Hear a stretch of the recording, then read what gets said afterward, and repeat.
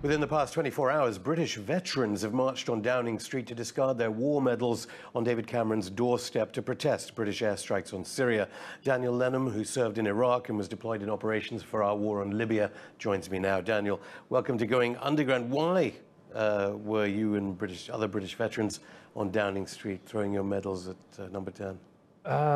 Personally, I felt obligated to do it, especially given the vote from last week with the extension of airstrikes in Syria. Collectively, obviously as an organisation, we believe that war isn't the answer to the problems of the 20s. Yeah, Veterans for Peace, yeah. But individually, you throwing your medals onto the street? Yeah. There's a certain subculture within the military that believe that nobility and there's a certain honour with the acceptance of medals. So for me, I think it speaks volumes for me to disconnect myself from that. Before you threw them down, had you been hoping that MPs had begun to learn the lessons of the failed wars in Iraq and Libya? Yeah, I obviously was hoping that because it certainly seems like the old adage of the theory of insanity, continuing and continuing with the same behaviours, expecting different outcomes. But clearly, I thought the role of the politicians were to speak on behalf of the people, and I've spoken to a lot of my friends who are still within the military, who are somewhat pro-military, and even those people opposed the airstrikes into Syria. So, how do you reflect? I mean, away from Syria for a second. How do you reflect on your part, as it were, in Britain's war on Libya and what Libya is today?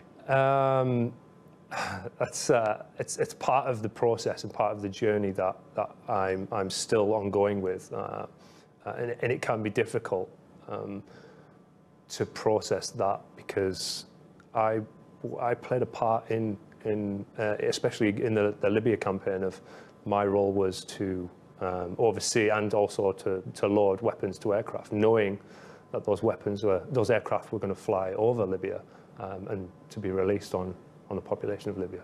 So that is quite difficult. It's quite difficult to accept that I was a component in that machine. But separate from any humanitarian consequences, what about as regards British national security in terms of what the military did in Iraq, in Libya, and now in Syria? Yeah, well, there's obviously a certain level of blowback to be expected from our involvement in the Middle East. I think there's this reverse understanding of cause and effect.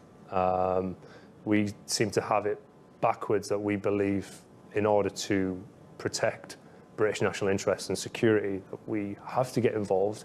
And I think more often than not, I think it is the aforementioned blowback from our involvement that then returns back to UK soil. What lies do you think British soldiers are being told right now who are engaged in our wars in the Middle East? I don't think that they're being told anything differently that the general public are being told, but I think you need to understand that when you're part of the military, you become institutionalized, you become indoctrinated, and I think for your own protection, you obviously have to invest in the belief of what you're doing is right. But for me, it was only towards the back end of obviously my career, my time in, that I really started to reflect and ask myself a lot of important questions, and that has been difficult, has been extremely difficult, and I'm still doing that to this day. What about the Prime Minister being quoted as saying that people who are opposed to our aerial bombardment of Syria, that they are terrorist sympathizers?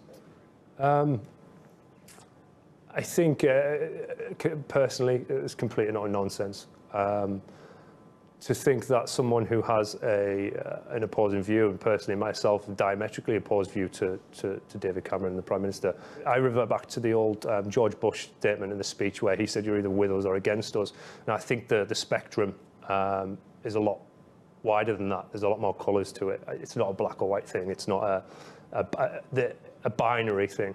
There's a lot more to it. So I don't think if you oppose dropping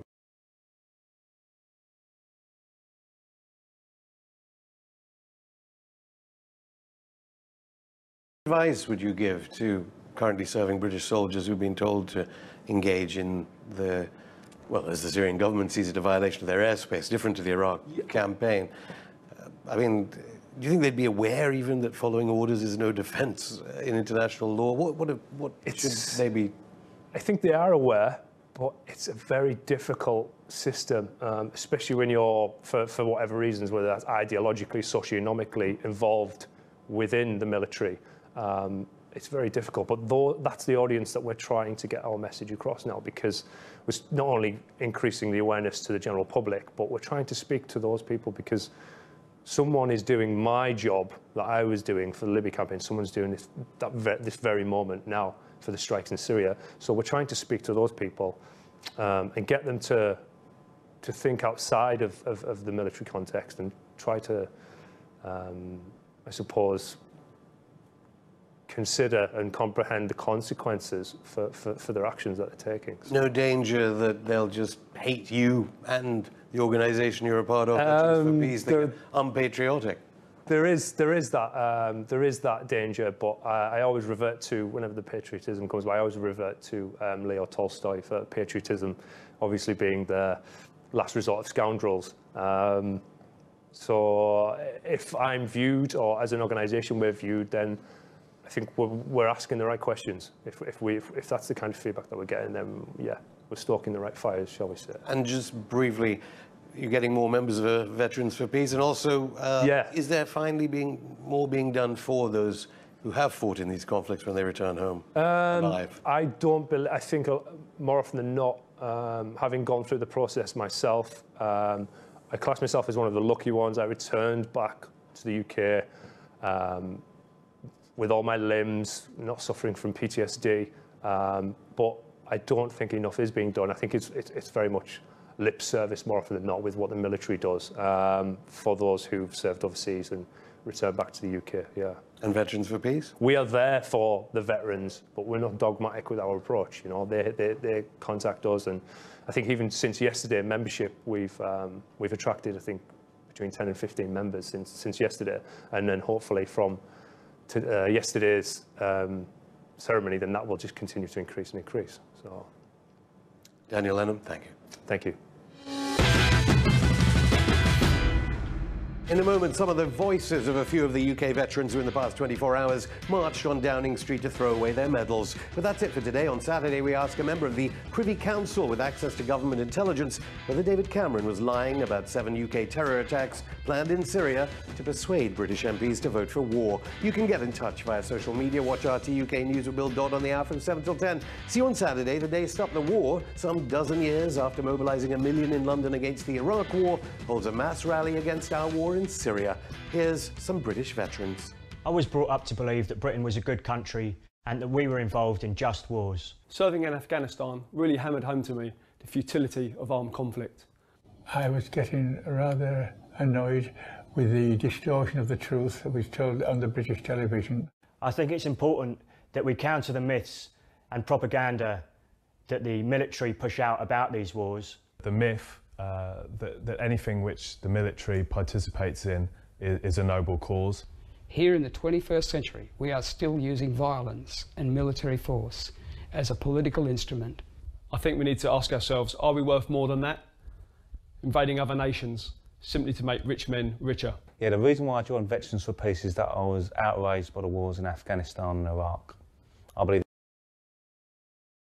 happy about what's happening in Afghanistan, what's happening in schools where recruiters are going in, and I think there needs to be a counter voice. As ex-servicemen, I think we've got a good platform for people to listen to us. Veterans for Peace is aimed at providing, I would say, a more realistic view of what war really is.